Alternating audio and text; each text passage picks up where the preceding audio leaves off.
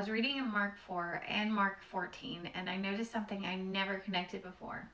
In the storm, Jesus was asleep while the disciples were awake and afraid. They cried out, "Teacher, do you not care that I'm going to die?" But in Gethsemane, the roles reversed. Jesus was awake while the disciples were asleep. The disciples who once questioned whether Jesus cared could not even stay awake with him in his darkest hours. So at first, I wondered why Jesus slept in the boat but stayed awake in the garden. And then it hit me.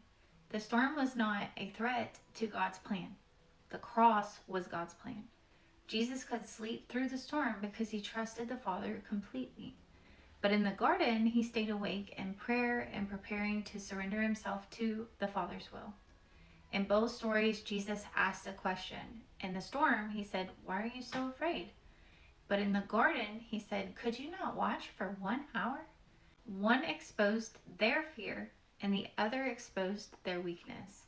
And yet, Jesus remained faithful in both of those moments. What encouraged me is that whether the disciples were afraid, doubting, sleeping, or falling, Jesus never stopped being who he was. The same Savior who slept peacefully in the storm is the same Savior who prayed faithfully in the garden. Sometimes faith looks like resting because God is in control, and sometimes faith looks like staying awake and praying.